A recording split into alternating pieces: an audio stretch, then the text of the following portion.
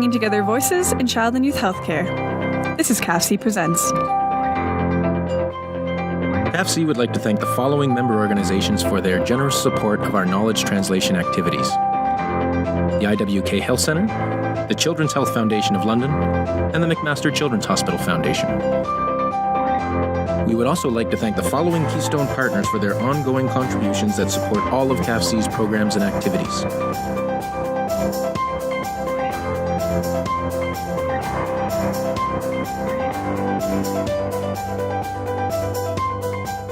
Hello, everyone. My name is Doug Maynard, and I'm the Associate Director at CAFC, the Canadian Association of Pediatric Health Centres, and welcome to today's episode of CAFC Presents.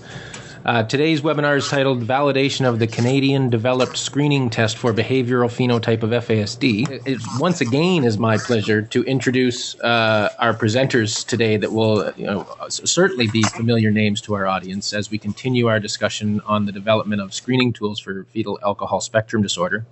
And this presentation is part of our many-part series that we've been doing over the past few years, and always thankful for the partnership with the Public Health Agency of Canada that has made all of this possible. And this is, in fact, the last of our current set of webinars. We've had a couple of series throughout over the last few years, and this is in fact the last one. I'm sure it won't be the last webinar we do relate on the topic of FASD, but this is the last one in our current set. And I'm sure we will. We'd like to thank again the Public Health Agency and our FASD Screening Tool Steering Committee for all of the work that they have put into the development of the tools and presenting all of the information as part of our knowledge translation activities around this area over the last few years. So I'd like to thank and recognize Holly McKay and her colleagues at the Public Health Agency of Canada for all of their support. And I'd also like to thank and recognize the members of our steering committee, which includes Dr. Gideon Koren from the Motherisk Program and the Hospital for Sick Children in Toronto, Dr. Ted Rosales from Memorial University in St. John's, Newfoundland, Dr. Albert Chudley from the University of Manitoba and in Winnipeg, Dr. Stuart McLeod from the Faculty of Medicine at the University of British Columbia, Dr. Christine Locke from the University of British Columbia, Elaine Orbine, CAFC's president and CEO, and of course Charlotte Rosenbaum, who I've mentioned over the last couple of FASD webinars, who is finally allowed to retire now that we are wrapping up this phase of our work. So we once again thank Charlotte for all of the contributions that she's made. So today, however, we are specifically welcoming once again Dr. Koren, who's a pediatrician at the Hospital for Sick Children and the director of the Motherisk Program, and he's also a professor of pediatrics, pharmacology, and medicine at University of Toronto. And we just heard from him a couple weeks ago when we were talking about the meconium screening tool. And joining Dr. Koren is Carmen Rasmussen, who's a PhD in developmental psychology, and she's an assistant professor in the Department of Pediatrics at the University of Alberta, and a research affiliate at the Glen Rose Rehab Hospital in Edmonton. So we're once again welcome our presenters and hand the virtual. Actually, we're having some technical difficulties with Dr. Koren, so I'm going to ask Dr. Koren: are we handing the virtual podium over to you, or will we just run them from here? No, you will have to help me, Doug, and run. Good morning, everyone. It's a pleasure to have you with us, and we will take you on a journey on how we in Canada developed a new tool which we hope will help in screening the children, and we'll talk about screening over this hour.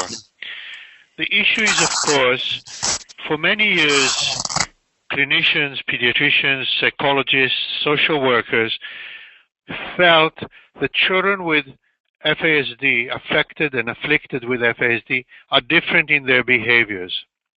It was also clear that the cognitive functions, such as the typical measurement of IQ and related functions and tests, are not really distinctive. They are not pathognomonic. They will not allow us to identify these kids from any other.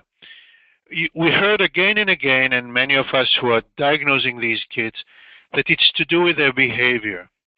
And over the years, there have been attempts to try to sort out what's the unique behavior of these kids. Can we use that to screen them? Screen mean to identify those who have high sensitivity to be positive, so we can send them to full-blown diagnosis. One of the biggest issues of Canada, similar to other countries, is the facilities to diagnose. So if you have a lot of kids that you need to consider, who should be those that should come forward to be tested first? So this is kind of where we started. We all read Straska's papers in Seattle that thought that she does see some phenotype of behavior of these kids. This was based on parents' reports, but actually even the Seattle group did not continue to do that work. So Doug, please flip to the second slide, overview. What I'll do now is tell you the rationale for the current method of screening that we present to you, which has been now incorporated into the Public Health Agency of Canada toolkit for FASD. What's the reason to behavioral screen FASD, the stages of the screening tool, and of course presenting the tool with some practical elements to it. We're switching to the next slide, and it's titled FASD Behavioral Profile. And of course, as many of you know from your practice, the most debilitating behavior deficits in FASD include, although not limited to, issues with attention, issues with social cognition, and self-regulation. There are many other, of course, but these are coming very strong. And these have a direct impact on the child's ability to participate in society, in class, at home, and to be part of it, or exhaust their social world themselves. Next slide is the sounding familiar, and I think this is an important slide for all of you, because if attention and social cognition and self-regulation are the issue, and are, of course, coming together in FASD, all of us think of other things that have the same circles in them. One, of course, is the ADHD, Attention Deficit Hyperactivity Disorder, which have these issues of attention, hyperactivity, and of course, related symptoms. And then, of course, some of it on the social cognition and self-regulation will overlap with ODD, oppositional, defiant, and / conduct disorder. So this is one of the challenges in trying to develop those tests. Why to screen? Next slide. Why to screen for FASD? Flipping to the next slide. Of course, the rationale is hopefully to have, by so doing, identify or service populations in remote and rural regions where getting kids into the diagnostic facility is very, very challenging throughout the country. And then, of course, prioritize long wait lists. The other thing, if the test is simple, relatively simple, it would be able to screen kids in multitude of settings. Of course, the most obvious is school, when the caretakers and teachers may have information about the kid, group homes, justice systems, and so on and so forth. And most importantly, for such a screener to be successful, it has to be able to distinguish kids with FASD with those that I showed you in these overlapping slides, conduct disorder, ADHD. Or another question, what is unique for kids with FASD compared to these other conditions? And we are flipping to the next slide. It's clear that the screening questionnaires to become part of our practice need to be simple, they need to be easy to administer, need to be applicable at a variety of contexts, such as school, such as the correction system. It has to be culturally appropriate, We won't go much today into it, but some terms used in some tests may not be understood the same way in different cultures in this very multicultural country.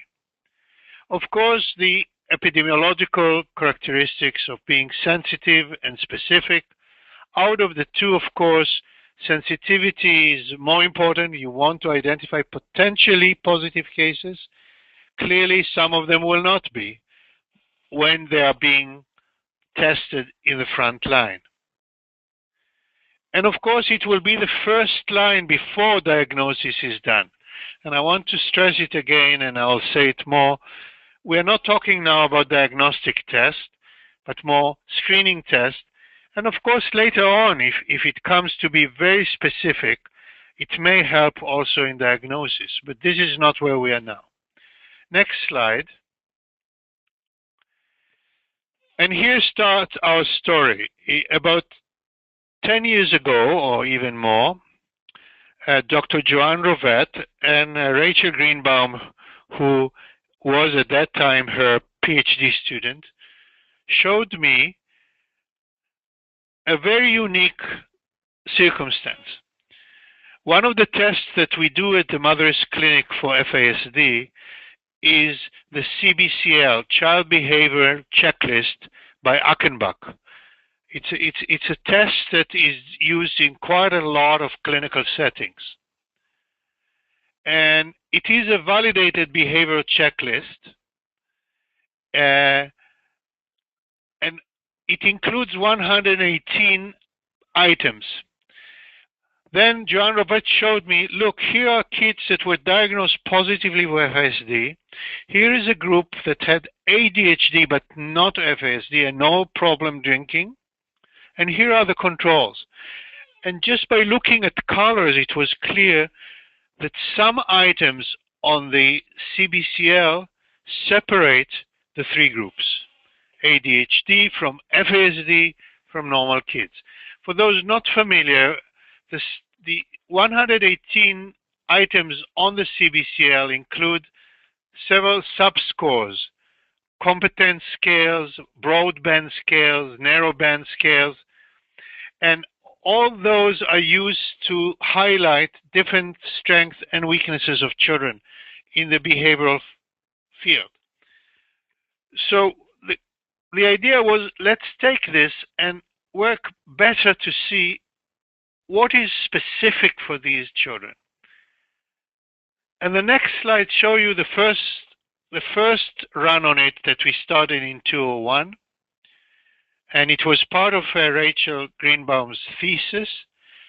12 items came to separate quite good between the FASD and at that time normally developing kids. And I will go through them because most of them were actually 10 of the 12 were retained in the last round. Act Young, as you see, it's one of the items on the CBCL. It's interesting. I'm a pediatrician and I see kids for many years. I somehow would not have thought of Act Young. I would have thought of impulsivity. Then come the lying and cheating. I should remind you again, these were not items we made up. These are coming in the CBCL. Clowning was one that did not retain itself later when we did the factor analysis. Steals at home and steals outside home again. These are from the CBCL. No guilt after misbehaving. Tend to argue. The argue is again a one that fell in the second round. Inattentive and hyperactive goes without saying. It's part of the ADHD type of picture. Cruelty and disobedience. So these were the first 12 that we worked with. We moved to phase 2. Next slide. This was published in 2006 by our group. And at that stage, we already factor analyzed and found out 10 items to really be representative of the best separation between the three groups at that time. The group being FASD, which we are very interested in, ADHD as a group that have quite a lot in common, and at that time, of course, normal, healthy, controlled kids. And the idea was to use the same items to differentiate kids with FASD from the other two groups. And here I show you, out of that exercise, next slide is CBCL item analysis. And as you can see, out of the 12, when we compared FASD kids to normal control kids, 2 items didn't make it anymore. One is the argue and one is the clowning. They were not specific and sensitive enough.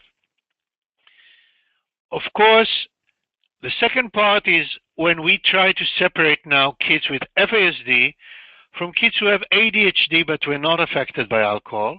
And as you can see, of course, the 3 symptoms there of ADHD are not unique anymore when comparing the two groups: inattentiveness, hyperactivity, and impulsivity. Also, we lost the argues and the disobedience at that stage and the clowning. So we remain at that stage with cruelty, no guilt, lying and cheating, steals at home, steals outside. Again, putting it a little bit down to earth as clinicians, we all see a lot of kids with ADHD. They do not typically show cruelty.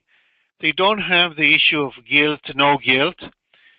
The issue of lying and cheating, stealing is not typical of ADHD, whereas came much more typical of kids afflicted by FASD.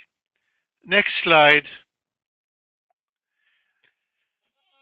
We then moved to the third stage, which was published again with Kelly Nash and our team, taking a totally new sample. As you know, when you validate a test, any test, you have to validate it with a new sample, and later on, hopefully, validate it in other centers, because it's very well known that only when it's done in the field by other people, you begin to see the true values of a test.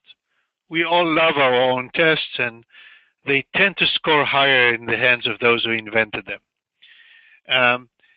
Interestingly enough, at that stage, Kelly and her team wanted to see if we can separate now kids with FASD from kids with ODD/CD.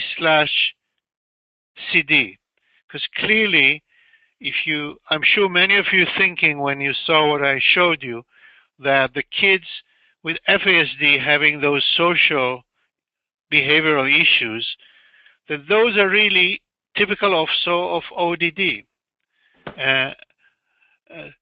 sociopathies and other terms. And only one item separated them finally, and that was the act young, with kids with ODD/CD not showing a tendency to act young, whereas almost invariably kids with FASD are showing acting young. We slip to the next one. So the final tool that I'll present to you with a little bit more details is a 2-step tool for identifying potential FASD. Of course, it's potential. And the first step is identifying behaviors suggestive of FASD, which will be screen positive, and then attempt to differentiate FASD from ADHD, following the same logic I showed you a minute ago. Next slide. Who should be using the tool? It is strongly believed by all of us that the NST form is designed to be administered with caregivers, so people who know the child firsthand. It can be the biological parents, it can be, of course, adopting or other forms of caregiving. And that's true for children and youth suspecting of having the fetal alcohol spectrum disorder based on behavioral observations. Again, do notice this questionnaire does not tap into cognitive, IQ, achievement in class, and so on. Of course, very importantly, the caregiver should know the child well enough to be able to answer some of the questions as we'll go through them. Now, we strongly believe that the form need to be, or the questionnaire need to be done by a qualified health or social service professional. Some examples, of course, social workers, law enforcement personnel who are qualified, psychologists, psychometrists, child and youth workers in the context of a clinical interview. The form should not be scored by the caregiver. And of course, the caregiver should understand the aim of this, to gain a picture of the child and clearly not to judge the child. And importantly, this is meant for the last 6 months. All our attempts show that it takes about 5 minutes to do, so this is good news. It's not cumbersome, and it's not one of those tools that people stop midway. Next slide, the screening checklist for FASD. And what I show you here is the 10 questions, and it starts with the first 7 questions, which are, each one of them is scored yes or no. Does your child act too young for his or her age? Has the child been disobedient at home? Is the child not paying attention and has difficulty concentrating? Does the child lie or cheat? Does the child lack guilt after misbehaving? Does your child act impulsively and without thinking? And does the child have difficulty sitting still, is restless or hyperactive? And as you can see there, scoring 6 positive out of the 7 and endorsements is 86 sensitive and 82 specific for FASD in the 3 samples done by Kelly Nash and our team. So this is relatively high sensitivity specificity. It's not 100%, as one cannot assume that it can be. And the specificity is quite high. Now, of course, as many of you may know, only 70% of kids with FASD display symptoms of ADHD.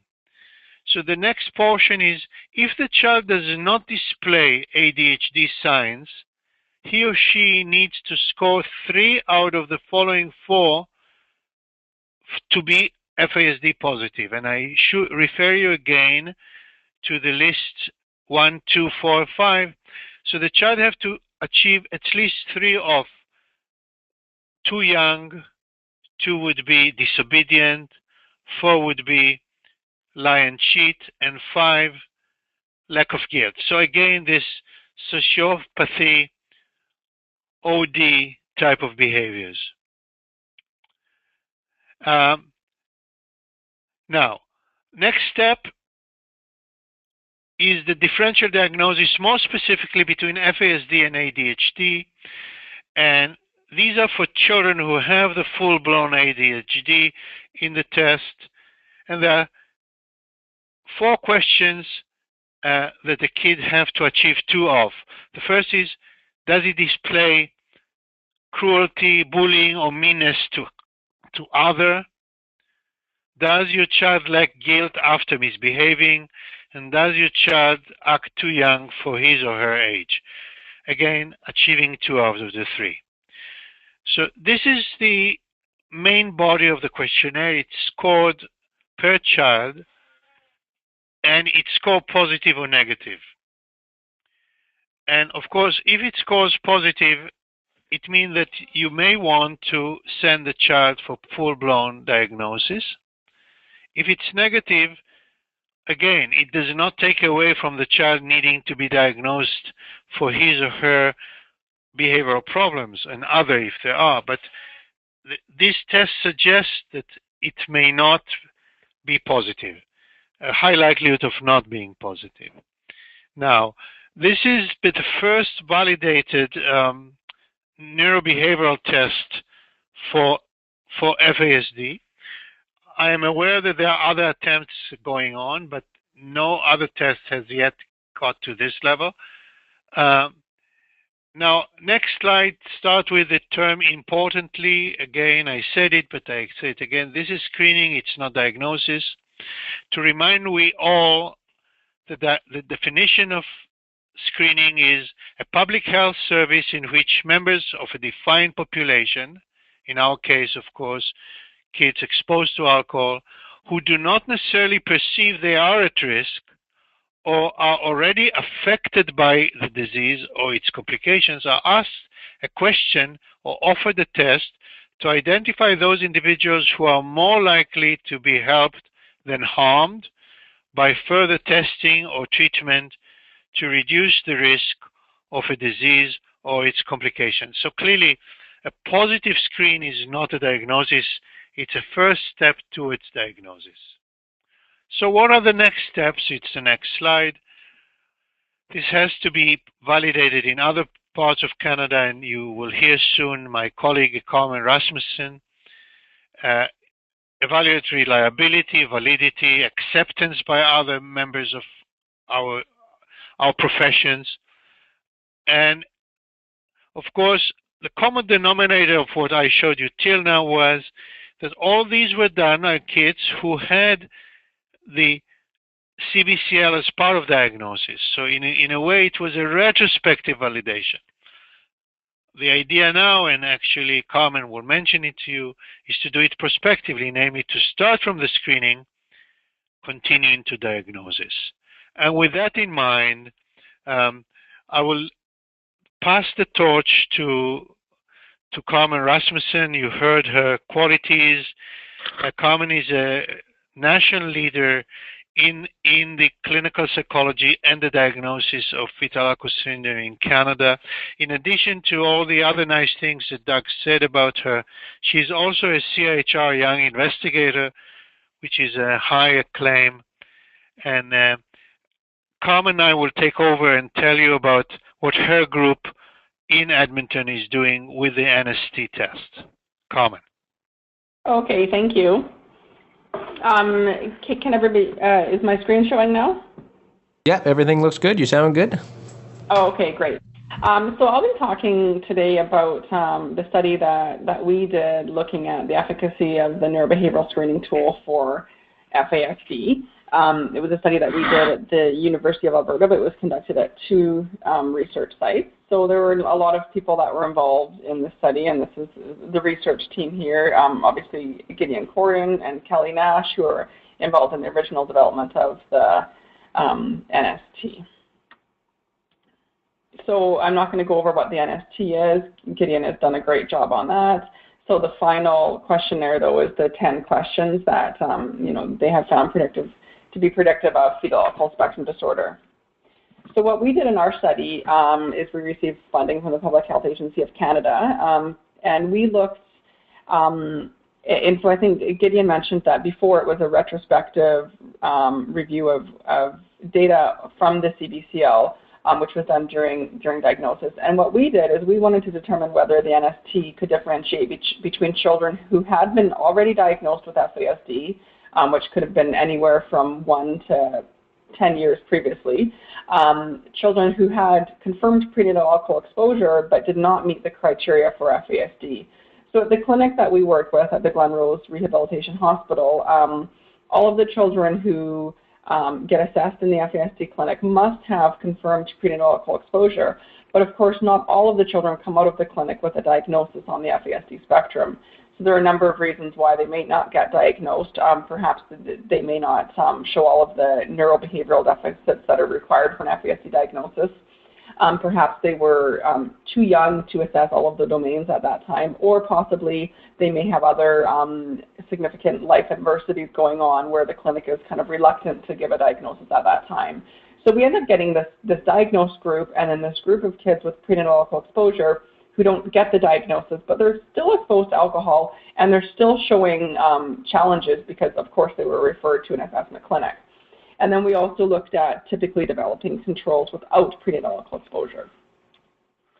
So we collected our data across 2 sites. Part of it was conducted in Edmonton, Alberta, and part in Vancouver at their FASD diagnostic clinic there. So we have two different sites here. Our final sample ended up having 48 children in the FASD group, 22 in the prenatal alcohol exposure group, so that'll just be the PAE group, and 32 controls. So as you can see, they were relatively well matched on gender, slightly less boys in the PAE group. Nicely matched on age, average age around 12, but they range from 6 to 17. Current living arrangements here, as in most research with FASD, we see that most of the controls are living with their biological parents, whereas most of the kids with FASD and PE were not living with their biological parents, so they were living in foster care placements or adoptive homes or kinship care. And again, as you can see, there are significantly more living situations in the FASD and PE group compared to the control group. We also administered a measure of SES, the Hollingshead, and we did see that the FASD and PE group were higher SES than the control group, and so we did control for SES in some of the analyses and also for site differences in SES. And we found that SES wasn't correlated with performance on the NST, so we didn't actually partial it out with the data on the NST because it actually wasn't correlated with performance there. And then we did control for site differences as well. So that was the overall sample. This paper will be published in the next coming months here. When we look at our positive screens, we found that almost 63% of the FASD group screened positive on the NST, leaving 37 that would screen negative. Exactly half of children in the PA group screened positive and half negative, and importantly, none of the controls screened positive. So this would leave in our study the overall sensitivity to be 62%, in that it was able to correctly identify 62% of the kids with FASD. But the specificity is very important. It was 100%, that absolutely no controls were screening positive. The fact that 50% of the kids with PAE screened positive, to me, is not a concern at all, because these children have prenatal alcohol exposure, they have significant neurobehavioral challenges, and many of them may indeed be diagnosed on the FASD spectrum at a later time. Next, we looked at a breakdown over the questions, and so we looked at the endorsement rates over the 10 questions on the NST to see if there were specific questions that differentiated the groups. And as you can see, the FASD were significantly higher endorsement rates than the controls, which is this line here, on all of the questions. And but the FASD and the PAE group really didn't differ in their endorsement rates on any of the questions, and then the PE group differed from the controls on all but one question, which approached significance. Wasn't significant when we did the Bonferroni correction here. So when we look at the overall endorsement rates, the one thing to point out is that we see pretty high endorsement rates on questions 1 to 7. So over 50% of both the PAE and the FASD group were, their caregivers were scoring a positive or a yes answer on this.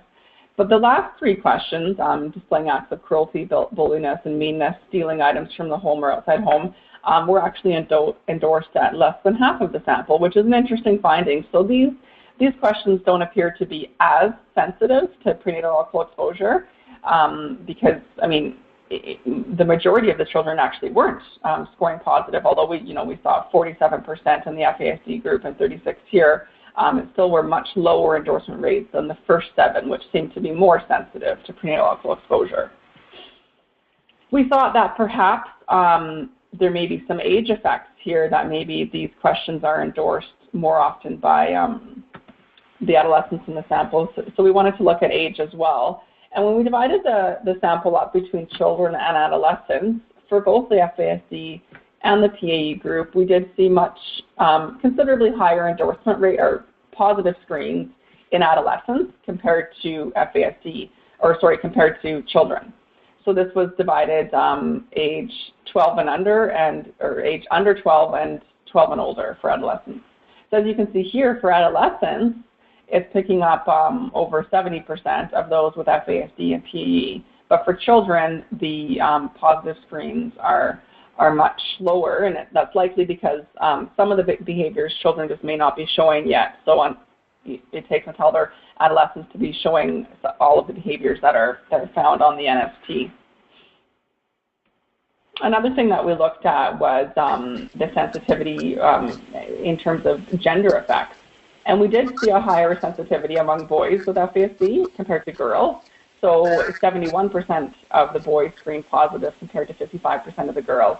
These gender differences weren't significant, but as you can see, they are clinically meaningful that we see it, about a 15% increase in positive screens when we're looking at boys compared to girls. So, and that probably tends to go with what we know about some of the behavioral challenges that boys may be acting out more and showing more behavioral challenges. Although we did not see any gender differences in the PAE group. So I think we need a lot further research on this in larger samples with other groups to see whether or not these gender differences are upheld and whether or not they become significant. Another thing we wanted to look at is, so the original screening on the NST, to screen positive for positive screen A, they must have at least 6 yeses in column A, which was the questions, I think, 1 to 7, and then at least 3 in column B, which was a different combination of questions. So it was kind of like a different combination of questions for each one in order to get a positive screen.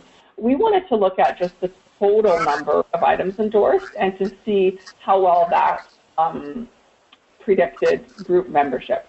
So we looked at optimal screening cutoff points at each level of a cumulative item of endorsement. So I'll show you what we did there. So we thought this might help determine an optimum screening threshold that maybe you need 6 total questions or 4 total, what we looked at. So what we have here is this is a survival graph. So basically, on the bottom is the number of cumulative NST items that were endorsed, and then the this axis here is the percentage of children who would screen positive on the NST. So when we look at the FASD group and the PAE group, they're up here, and the control group is down here. So obviously, if 0 items are endorsed, you would have 100% here. But as you go forward, you can see that the control group drops off dramatically. So the 0 is really not meaningful because we would never have that data. But if you have only 1 item that is required to be positive in order to screen positive, you're going to pick up a bunch of the controls, but you're going to pick up all of the FASD and PAE. So this would make the sensitivity very high, but the specificity, quite poor, that you're still going to pick up a lot of the controls. So basically, we want to balance sensitivity, being able to pick up our clinical groups, between specificity, being able to eliminate children that don't have it. So as you look here, we thought, a nice cutoff point is around 4 or 5 items where you're still picking up 80 to 90% of the kids with FASD and PAE, that your specificity is only picking up maybe 5% of the control. So that could be one cutoff that could be looked at. And of course, further research is needed to further validate this. We're not suggesting that score be changed or anything like that. We're just looking at other types of cutoff points. If you want to keep going where none of the controls would screen positive, you would have to go to 7 items of endorsement, which is very kind of similar to the current screening, but then you're picking up less of the FASD and the PAE group. So this just helps show, the balance between being able to pick up the clinical groups and being able to exclude the other group. So it was just an option that we looked at. So the findings in our study are similar to previous reports, with good sensitivity and specificity on the NST. Although our sensitivity rates are somewhat lower than in the previous study, that tends to happen when you're looking at a different sample than what the tool was validated on. Keep in mind, our study was also really retrospective. So it was after the children had been diagnosed for FASD and PAE that the parents were completing the form. So it's not truly the screening study because it wasn't conducted before they were assessed for FASD, which would be an important next step. And like I said, it's not really a concern that we do see 50% of the kids with PAE screening positive, because many, I mean, like I said, they have alcohol exposure, they have behaviors consistent with FASD, and many of them may indeed be on the spectrum.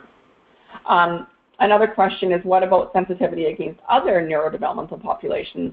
There's a lot of other populations out there that have behavioral challenges, ODD, ADHD, autism, things like that. So we wanted to look at that as well. So this kind of brings me into our next study, our prospective study that we're still currently running right now, but we're just towards the end of data collection. We received a grant from CFAR, the Canadian Foundation for Fetal Alcohol Research. And what we looked at here is we're evaluating the utility of the NST in screening for FASD at a hospital FASD clinic. So what we're having parents do is or caregivers are completing the NST before their child is assessed for FASD at the clinic. So this really looks at how well it performs in screening, not after the child was diagnosed, because the parent doesn't know at this point whether or not their child has FASD. Obviously, they know their child has some significant behavioral concerns, because cognitive and behavioral concerns, because they're referred to an FASD clinic. And so the second question we're looking at is whether or not the NST correlates with results of the diagnostic testing that is done during the FASD assessment. So here we can actually determine whether or not the scores on the NST correlate with cognitive and behavioral difficulties, maybe in the areas of executive functioning and behavioral challenges, based on the results of the FASD diagnosis. A third thing that we're looking at is we're also looking at the NST in screening for children that are assessed in another clinic at the hospital, which is for children with other neurodevelopmental concerns, but not FASD. So our groups will be divided into 4 groups. So we'll have approximately 30 per group, again, age 6 to 16. So the kids that are referred for an FASD assessment are then being divided into the ones that get the diagnosis and the kids with PE that don't get the diagnosis. But the important thing is that the screening is being done before the assessment. And then we also have a clinical control group, which are children that are referred to a separate clinic at the Glen Rose for children with neurodevelopmental concerns. And we are ruling out prenatal alcohol exposure in this group as well. So we have a screening demographic questionnaire that the parents fill out. And if any children in this group have prenatal alcohol exposure, they're removed from this group. So here we'll have a behaviorally challenged group with clinical diagnoses, but that aren't FASD. And so that'll give us some nice specificity data against other clinical controls. And then our 4th group is just typically developing controls. So right now we're just coming to the end of the data collection on our prospective study. We started data collection in February of 2013. So it's taken over a year, almost a year and a half to collect all of the data. We'll stop at the end of June. Because it is a prospective study, and if only a couple of children are seen in the clinic each week, you can see how it'll take quite a while to collect the data, but in the end, the data is really important. So our prospective study will be the first research data looking at the NST really in the screening for FASD, which is really what it was designed for. And we know that accurate screening is very important, given that an earlier assessment for FASD is associated with better outcomes in FASD. It doesn't necessarily need to be an earlier diagnosis, but at least an earlier assessment is associated with better outcomes. It'll provide novel information on how the screening tool correlates with actual FASD diagnostic results and whether or not it correlates with key variables like executive functioning. And then we'll have that specificity data against neurodevelopmental populations seen in the other clinics. So like I said, we're just coming to the end of our data collection now, and so we hope over the summer we'll have the data from the prospective study analyzed, and we'll be starting to write up that data. So we will have presentations coming up on that data later on with at conferences and whatnot. So I just wanted to thank our funders, and I guess I'll hand it back over to Doug. All right, thank you, Carmen. That was a great presentation, and we'll certainly, hopefully, look forward to those presentations you were mentioning at conferences, and maybe even on an upcoming webinar, perhaps. So again, an opportunity now to take questions from the audience. We haven't had any come in yet, so I'm sure people are furiously typing away on their keyboards to get those questions coming in. But Doug, in the meantime, if you can kindly put my last slide, which I did not show yet, if it's not a big issue. Yep, it's coming. For those who may ask for a reference for this, how can they learn more? A review paper was just published from our group less than 2 months ago in the Koren Opinion in Psychiatry Journal in March of 2014, and the reference is there and the paper is out. So then what we did, in addition to give the menu itself how to do it, we give the 2 cases that show the different stages of the diagnosis. Yes. All right. The one question that did come in was asking about the slides, and if people will have access to the slides. Are both of you able to share, allow us to post the slides on the Knowledge Exchange Network? With respect to my slides, it's okay. Carmen, much of your data is in an upcoming paper, right? Yeah, so I'll just I'll just add the reference for the paper at the bottom of the figures. Gideon, I think that's fine. It's not. It'll be in press probably tomorrow, so then I can just add the reference. I would suggest that Carmen's slides postpone for a week or 2, so it's not in the public domain before it was in the journal that published it. Sure, sounds good. All right, and there was a question that just came in from Enid, and she's asking if you can describe what you meant by the child being disobedient at home. She says obviously all children are at some point, so I think she's just wondering how they would clarify that from the typical disobedience you might see at home. Yeah, that's a very good question. Actually, I should say, and Carmen can refer to it too. First, of course, these are not items we made up. It's from Achenbach, a very well-esteemed, highly esteemed psychologist, scientist. But basically, you ask the parents, of course, if they have more children or if he's a teacher, it's kind of a comparative note about other kids. With the knowledge that all kids are disobedient, but most kids are not necessarily systematically and consistently disobedient, whereas many of the parents of these kids do say yes, they're very disobedient on many different things. By the way, the same question came up about stealing, the question of stealing.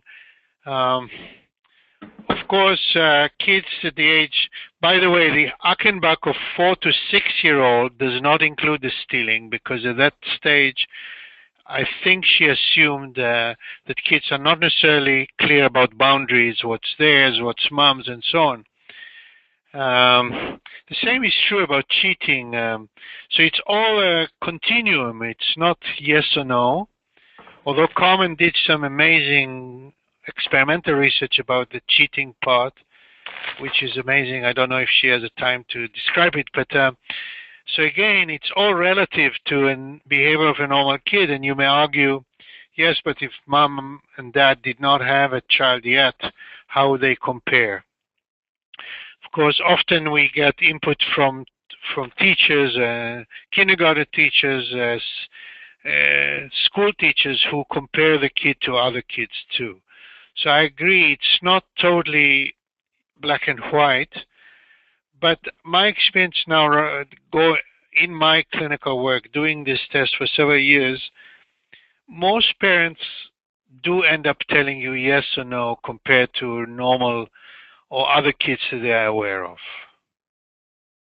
Carmen? Carmen, any other comment about the cheating? No, well, just that, I mean, you know, we have done an experimental study looking at lie-telling behaviors in kids with FASD and young children, and we did find experimentally that they did spontaneously tell a lie more often than control children, but still many control children did tell a lie as well. It just was higher in the FASD group. That's right. All right. The next question was about just looking for some more discussion about why an assessment is important. Even if you don't go to the step of a diagnosis, why is sort of the screening or assessment so important? I can answer part of that. Well, so first of all, the early research by Anne Streisgath, one of the protective factors was an earlier diagnosis for an FASD. We did a similar study with the Glen Rose Hospital in a sample of 75 children, and the study has been presented at conferences, but it's not published yet. But what we found is that an earlier assessment for an FASD was associated with better outcomes. So it didn't necessarily have to be the diagnosis as long as they were assessed. And I think that's important to note because a lot of clinics are reluctant to diagnose under the age of 5. It can be difficult to diagnose in younger children because they have to have these pervasive executive functioning deficits and cognitive and different areas of cognitive functioning that are not always easy to measure in preschool children. So I think the point is that it's important that even if they can't be diagnosed at a younger age, that they receive a neurodevelopmental assessment with a report and resources and kind of program planning for them, so the parents can be doing things and they can be accessing resources and whatnot, even though if it's not necessarily saying that they're FASD, just receiving an assessment earlier on is very important. So I don't know, Gideon, if you would have anything to add to that or if you agree with that. Yeah, I think, of course, the point we made is the screening, the NST did not mean to be a standalone. It meant to be a first step to identify kids who will benefit more from that specific direction. Carmen is correct that, of course, it's very possible that kids with other behavioral presentations may also be affected by alcohol, and there is comorbidities. Of course, that's the basis for a lot of what we say. The group with prenatal exposure to alcohol for sure will end up with some of them being diagnosed. But the point that is important, at least at this stage, we do not want people to say, okay, I don't have access to diagnosis, I'll use this as diagnosis. Of course, when you do assessment for kids, it's not just for diagnosis, it's also, or as important, if not more, to be able to design a blueprint for how to help these kids. The areas of weakness, areas of strength, what should be done by whom, and so on. So we really don't want to be in a situation that this screener moves away and people say we don't need diagnosis.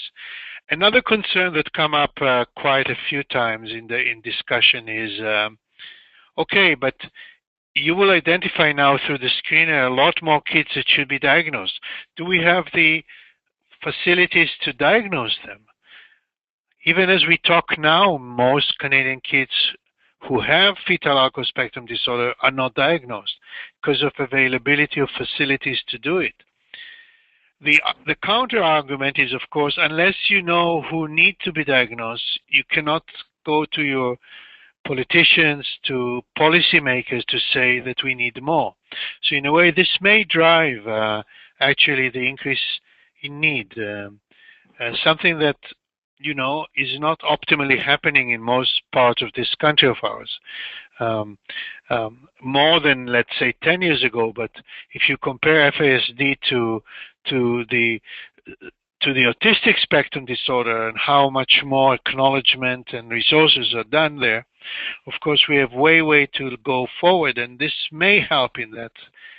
But I certainly hope that the test is not done on kids that no one send them further for diagnosis, be it FASD or be it other diagnoses. And as we have to remember, many kids with psychological issues do not end up with an entity of diagnosis, but rather a functional one, identifying their issues and identifying what should be done for them, and that's kind of the concept. Next question was around the age range for that this tool can be used for. People just wanted some clarification around what ages it's currently being used in versus what ages it might be considered, what people might be considering using it for in the future. So, Carmen, you are now testing it on age 6 and up to 13, I believe. Yeah, in the prospective study, it's again the 6 to 17. We haven't looked at it any younger than that.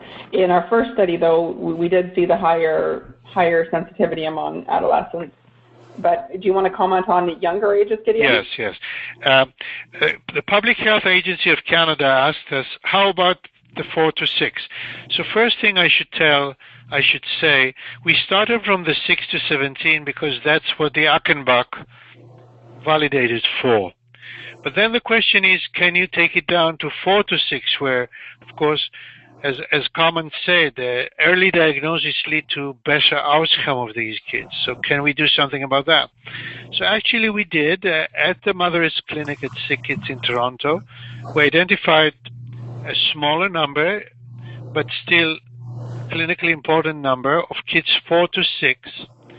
We could not use the Achenbach of 6 to 17 because some questions are not there, such as the lying and such as the stealing. But to our very positive and surprise, they still could be selected well based on their grouping. Those who were diagnosed really endorsed. And of course, we decreased the number of endorsements because there were more questions and less questions. The paper was just published in the Fetal Alcohol Research about a month ago, and it's a first step to suggest that we may be able to go to 4. I don't think we can do it less than 4 because of the Achenbach of 4 to 6, but it does give us hope that I was surprised that it was still very sensitive at that age group, meaning to say that there are already features that many times parents and caretakers tell us about the very pervasive behaviors of these kids. The next question was around the use of the 10 questions, and Les is asking, what was the reason for settling on the 10 questions, and for example, why those specific 10 questions, and is there any reason to think that a larger number of questions, say 15 to 20 more specific questions, might be more accurate?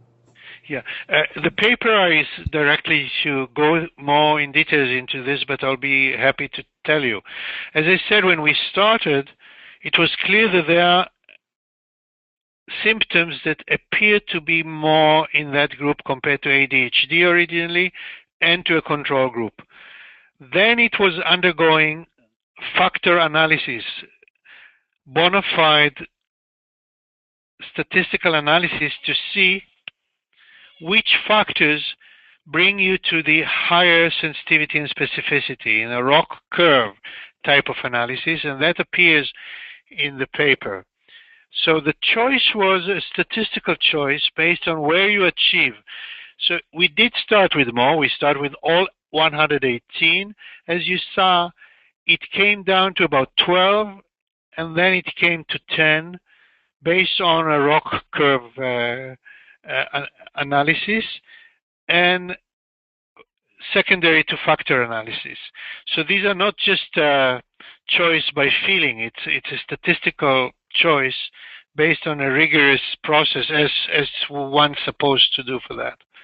Mm-hmm. And we got very strong statistical support. John Rovetto herself is an amazing statistician, but we did it the way you do, not just with psychological tests, but in any test, how many items you need. And of course, the more items you have, in this case, you will lose sensitivity and specificity because you will see it in other things. These were kind of the most outstanding features. And you just heard it from Carmen about the cheating one, that she experimentally showed those kids to have different endorsement or higher than other kids. But so none of these 10 by itself is strong enough, but we combine them, they synergize each other to more specificity and sensitivity, which is the ROC curve. So it was not just, gut feeling type of choice. All right. Dr. Gail Andrew wanted to support Carmen's point about that function should drive services, not just a medical diagnosis. She feels that's very important. She says in young children with PAE, prenatal alcohol exposure, they need access to a positive, stimulating environment without additional adversity, such as trauma, multiple moves, and caregivers, etc. That's absolutely correct. And all the studies done by Strasgard originally and many other certainly confirm this. This is the biggest thing we may be able to have these kids, but so much in cases you see kids after 10 placements in different places and huge amount of adversity. All right. Well, I think unless we'll give the audience a chance to type in any last burning questions while I think we'll wrap this up. We're just over an hour here. So are there any final comments while we might wait for one or two last questions from any final comments from our presenters? I would say that any of you participating, thanks very much for do so. If you're interested in practicing and adopting the system, do write to me or to Carmen, and I'm sure we'll be happy to help and coordinate and collaborate on that.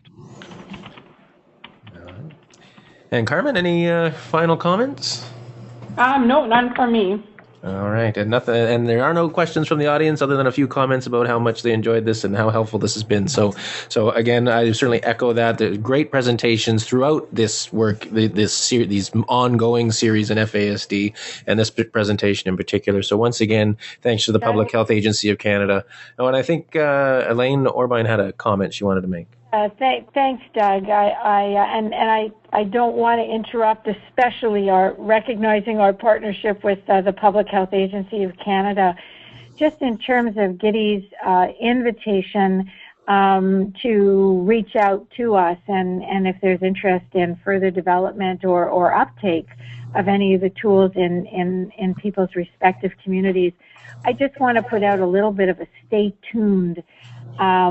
The work that's been presented today and the work that's been presented in all of our webinars as part of our FASD series, that work is going to continue. There's much work still to be done, and we are certainly committed, CAFC is certainly committed to our partnership with the Public Health Agency of Canada, but also, I should say, all of the full community represented within the FASD work.